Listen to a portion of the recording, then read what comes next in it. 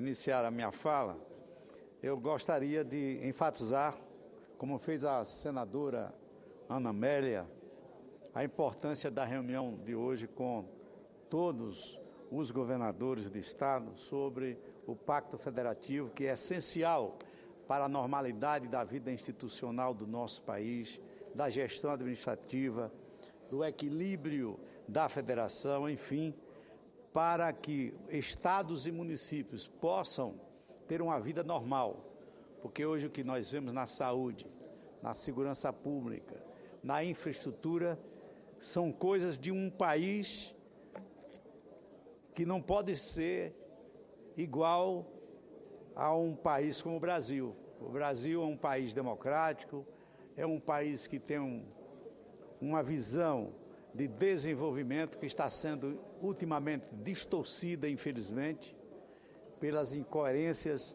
que foram cometidas nesses últimos meses. Portanto, esta reunião de hoje ficará para a história e espero que ela venha se consolidar em termos de projeto, de realizações em benefício dos estados e dos municípios. Nós comemoramos no dia de ontem, senhor presidente, o Dia Nacional da Defensoria Pública. Através de requerimento da senadora Ana Amélia, esta casa realizou sessão especial para celebrar a data de uma das mais importantes instituições da República, que merece ser lembrada, não só por nós, mas por todos os brasileiros. Particularmente, tem uma história pessoal e política de lutas em prol dos direitos humanos e dos menos assistidos socialmente. Como membro do PSB, Partido Socialista Brasileiro, partido que possui como um dos seus fundamentos a defesa dos direitos humanos, não poderia deixar de vir à tribuna para também prestar minhas justas homenagens à Defensoria Pública, a mais jovem das instituições essenciais à justiça, criada pela Constituição de 1998. Homenagear a Defensoria Pública é homenagear a própria democracia brasileira, primeiramente porque sua criação, gestada ao longo da Assembleia Nacional Constituinte, é fruto das lutas travadas pelo povo brasileiro, pela restauração da democracia, lutas essas que culminaram com a promulgação da Carta Política de 1988. Em segundo lugar, presidente, porque não existe democracia sem justiça, e não existe justiça sem a possibilidade de efetivo acesso a mecanismos que façam valer os direitos do cidadão. Daí a importância da Defensoria Pública, como órgão que tem como objetivo maior garantir o efetivo acesso à justiça aos hipossuficientes. Quando falamos em hipossuficientes, não nos restringimos apenas à dimensão econômica. O mais importante para considerarmos o âmbito de atuação do defensor público é a vulnerabilidade da pessoa humana. Essa vulnerabilidade possui duas outras componentes fundamentais, além de econômica.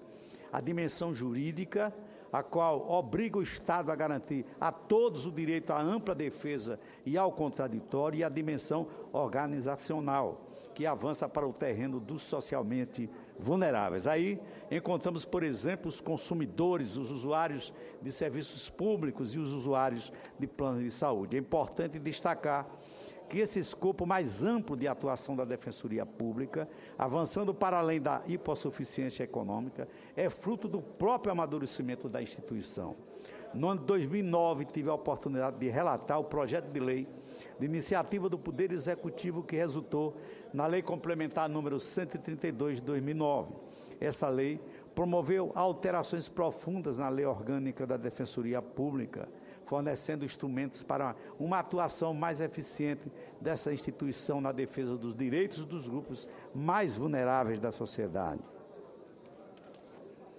De acordo com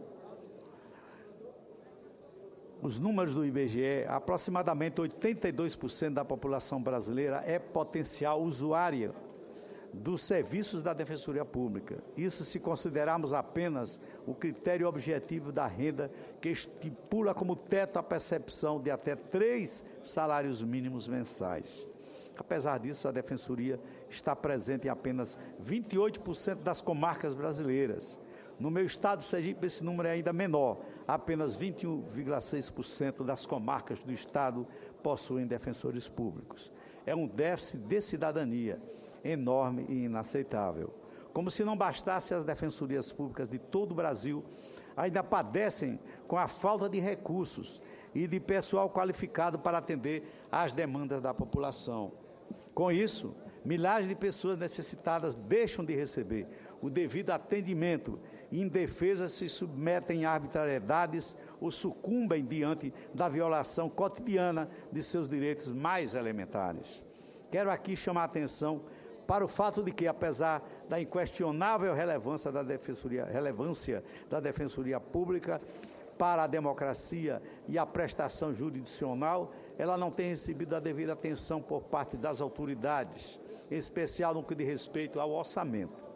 Não podemos permitir, por exemplo, que um órgão dessa envergadura, dessa importância, tenha seu orçamento contingenciado pelo Executivo sob pena de solaparmos o objetivo maior do próprio órgão, a defesa e o amparo dos mais vulneráveis em nossa sociedade. Alerto ainda para o fato de que o governo federal ajuizou ação direta de inconstitucionalidade, a DIN, no Supremo Tribunal Federal, é a DIN 5.226, contra a emenda constitucional número 74 de 2013, que confere autonomia administrativa e financeira para a Defensoria Pública da União.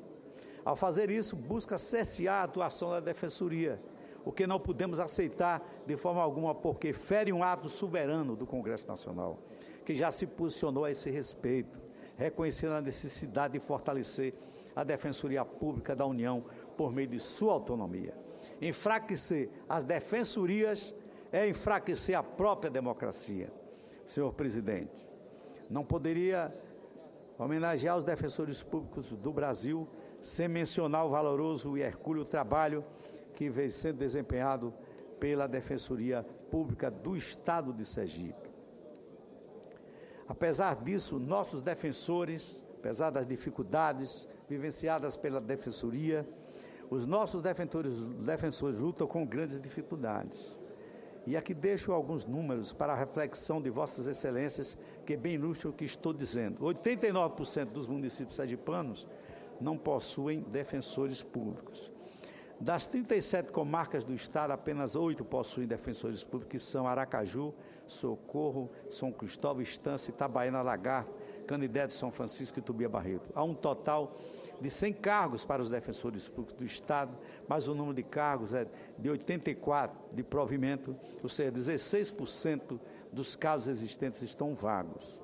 É preciso considerar ainda que existe um enorme déficit, não só em Sergipe, como em todo o Brasil.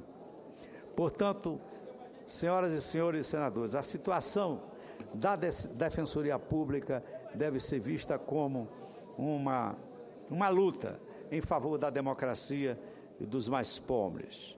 De fato, no caso específico do Brasil, a criação da Defensoria pela Constituição Federal de 88 foi fundamental para consolidar as instituições democráticas, na medida em que sinalizou que o Brasil não toleraria mais arbítrio e a ditadura.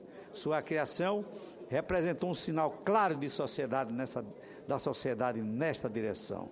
Parafraseando Joaquim Nabuco, o grande abolicionista, poderia dizer que o surgimento da Defensoria Pública é um ato verdadeiramente patriótico, porque o verdadeiro patriotismo é aquele que concilia a pátria com a humanidade. Em certo sentido, posso afirmar que a Defensoria consolida o processo abolicionista na medida em que se constitui num poderoso instrumento a ser utilizado pelo imenso contingente de afrodescendentes historicamente excluídos em nosso país. A Defensoria Pública é, portanto, um importante instrumento de resgate de nossa perversa dívida social para com os excluídos deste país e bem demonstra que caminhamos a passos largos em consonância com a evolução do nosso tempo. Temos avançado muito na questão dos direitos humanos em todas as suas dimensões, mas ainda há muito por fazer. Precisamos sonhar com o dia em que não será mais necessária a existência da Defensoria, nem mesmo do Poder Judiciário, porque todos os direitos serão respeitados, protegidos e viveremos numa sociedade pacífica, justa e solidária, onde o homem não seja mais o lobo do homem, na expressão imortalizada pelo célebre filósofo Thomas Hobbes. Esse é o nosso ideal, o ideal do Partido Socialista Brasileiro, mas até lá há um grande caminho ainda a percorrer. Parabéns à Defensoria Pública e a todos os seus servidores. É o que desejo em meu nome e em nome de todos aqueles que compõem o Partido Socialista Brasileiro nesta casa.